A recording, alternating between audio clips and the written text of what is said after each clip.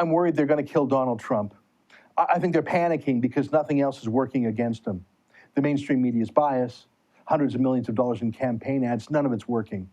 I'm worried they're going to do something to him third world style. It's less than 7 weeks to the election, and look at this. Nate Silver, regarded as America's best pollster statistician, the guy who perfectly predicted the 2012 election, liberal guy, he now says Donald Trump has virtually caught up with Hillary Clinton on a state-by-state electoral college basis, that he's closed the gap from a 3% chance of winning just a few weeks ago to a 43% chance of winning now. And look, the LA Times poll, again, liberal source, has had Donald Trump in the lead for more than a week. I don't have a conspiracy theory. I'm just telling you my fear. Because if Trump wins, a lot of people who have billions or even trillions of dollars at stake will lose. Hillary Clinton obviously wants to be president very, very badly. It's been her life's ambition. She's done just about anything she's had to do to get ahead. She's corrupt. She's unethical, sure, but I don't think she's a murderer. But what about, say, her big supporters, like the Kingdom of Saudi Arabia? As you know, the Kingdom of Saudi Arabia cut a $25 million check to the Clintons for their foundation. So did half of the corrupt Muslim dictatorships in the Persian Gulf. What do you think they were buying? They were buying influence with the next president. They were making an investment that they expect to pay off on election day. I mean, Saudi Arabia, Qatar, United Arab Emirates, other dictatorships, they are the world's chief supporters of terrorism. They fund murderers all the time. Do you think they wouldn't kill Donald Trump if they thought it would protect their investment in Clinton?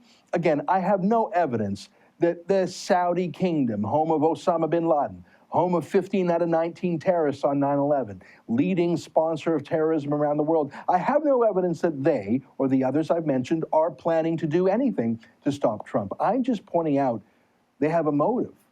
They certainly have experience with murder and mayhem. What, do you think they're somehow limited by some code of honor?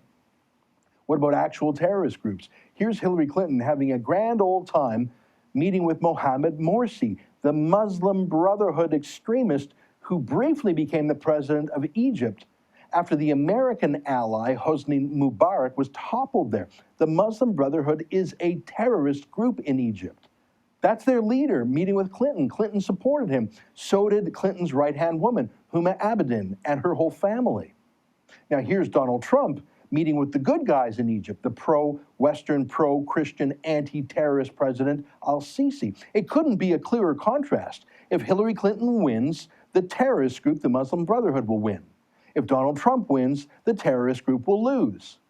Don't you think they'd like to kill Trump? How about, say, China, the people who brought you Tiananmen Square? Trump is a vocal critic of China. Let's say China.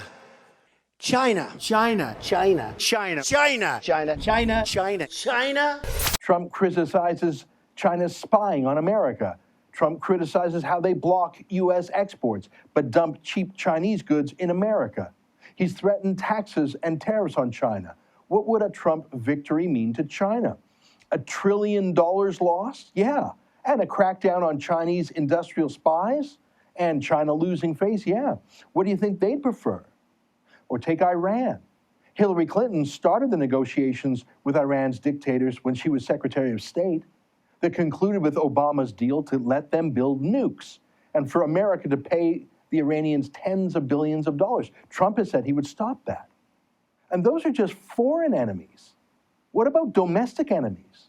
What about the bankers who have poured hundreds of millions of dollars into Clinton's pockets over the years? Not just regular bankers, not even just Goldman Sachs, but what about banker politician activists like George Soros?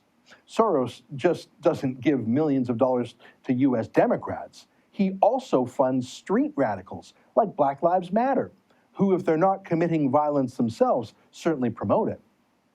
George Soros has literally backed revolutions in other foreign countries, funding uprisings in the Middle East and Eastern Europe. Recently leaked documents show he's obsessed with promoting Muslim immigration to the West and is spending millions of dollars forcing Muslim migrants into Europe by paying political activists and lawyers to batter through any democratic opposition there. Soros doesn't hide his goals. He wants to replace the democratically elected leaders in places like Israel, Hungary, and elsewhere who get in his way. He has funded successful street revolutions everywhere from Serbia to Georgia. It's what he does. But how much more valuable is the United States to Soros than those countries? And who's more anti-illegal immigrant than Donald Trump? I say again, I have no evidence that any of the people or institutions I've mentioned are actually planning to kill Donald Trump. I'm just saying they have millions or billions invested in Hillary Clinton and her becoming president. And they've literally given millions to Clinton directly. These people have no compunction about playing rough. They've toppled other leaders before. Trump has Secret Service protection, but that can't stop a sniper shot or a bomb. As John F. Kennedy said, if someone is willing to trade his life for the president's, you can kill a president. Kennedy's murderer was politically obsessed, a pro-communist agitator. Ronald Reagan's would-be assassin was just a crazed attention seeker. Abraham Lincoln's assassin murdered him because Lincoln freed the slaves. America has a history of assassinations for bigger or smaller reasons or no reasons at all, but there are trillions of reasons why a lot of very powerful people would want to kill Trump. Not Hillary Clinton personally, but her backers. So is this just wild speculation?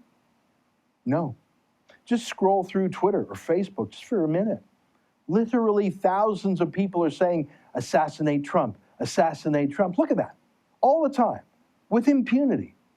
Nothing's being taken down by Twitter. It's not just impunity, encouragement from the media, from cultural and political leaders. Look at this, comparing Trump to Adolf Hitler. Front page stories in newspapers calling Trump Hitler. Not just in obscure magazines, but also in the Washington Post, the New York Times. When you call someone Hitler, the most evil murderer in modern times, you give license to people to kill him, to stop him. Here's a Hollywood star at the Emmys talking about that.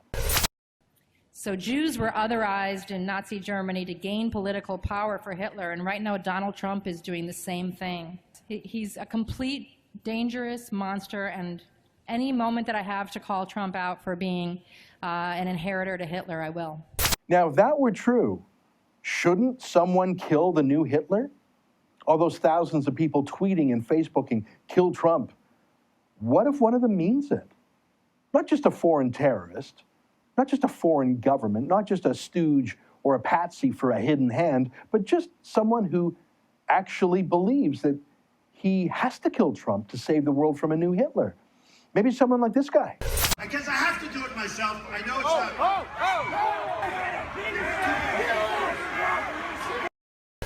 Remember that? Donald Trump had to cancel a rally in Chicago because George Soros's Black Lives Matter thugs threatened too much violence.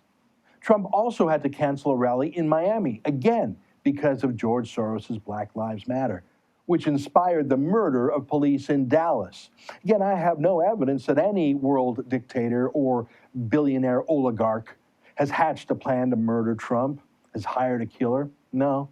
I'm just saying that an awful lot of billionaires are fomenting an anti-Trump mania, whipping up people, maybe a loner, maybe a lone wolf, maybe a Muslim sleeper cell, maybe a Black Lives Matter extremist, maybe just a crazy person, whipping up plenty of people to stop Trump at any cost because nothing else seems to be stopping him. Now, I hope I'm wrong.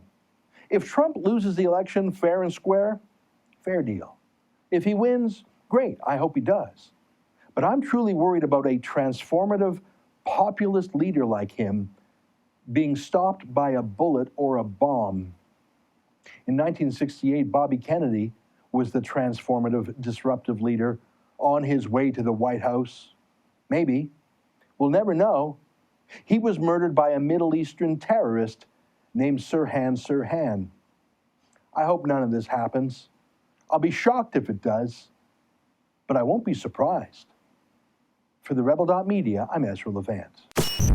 Thanks for watching. Click here to never miss a Rebel update. Want even more of the Rebel? Well, click here to become a premium member.